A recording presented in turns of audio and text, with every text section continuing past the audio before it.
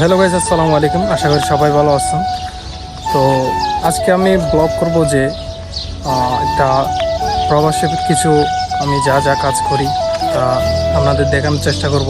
যদি ভালো লাগে একটা লাইক করবেন, একটা ফলো করবেন অ্যান্ড সবসময় পাশে থাকবেন। তো দর্শক দেখতে পারতেছেন যেখানে টার্কি মুরগি আছে, এই যে এখানে একটা ময়ূর আছে দেখতে পারতেছেন।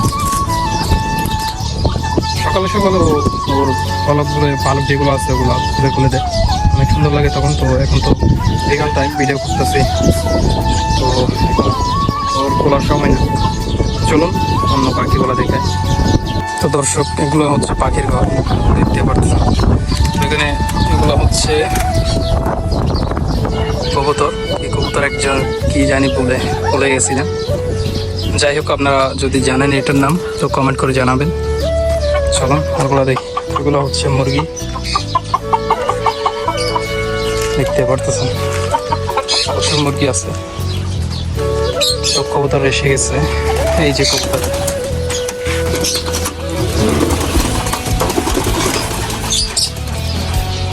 এটা যখন খাবার দিই তখনই নামে, আমার উপরে থাকে সবসময়।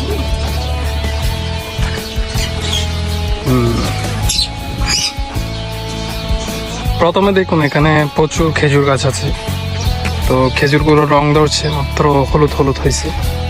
তো আরো অনেকদিন বাকি আছে পাকার জন্য।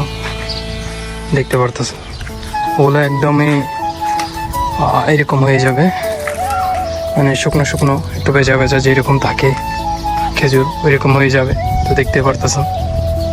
তো চলুন, এখানে কিছু পশু পাখি আছে, টিয়া পাখি আছে, নানান ধরনের আরো কিছু কিছু পাখি আছে, এগুলো আপনাদের দেখানোর চেষ্টা করি।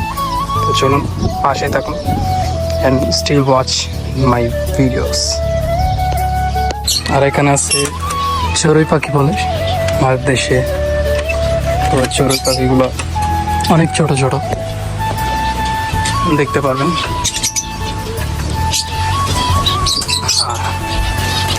এবার তো অনেক ছোট ছোট।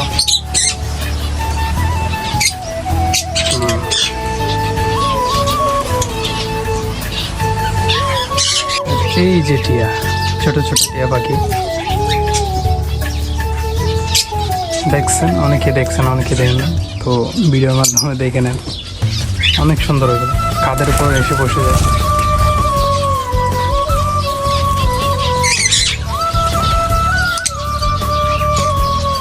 এদিকে আপনার টিয়া পাখি আছে। Mitu, how are you?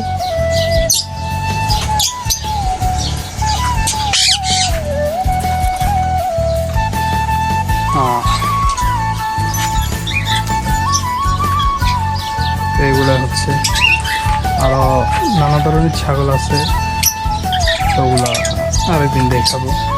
সবাই যদি এই ভিডিওতে সাপোর্ট দেন। আসসালামু আলাইকুম ওয়া রাহমাতুল্লাহি ওয়া বারাকাতুহু।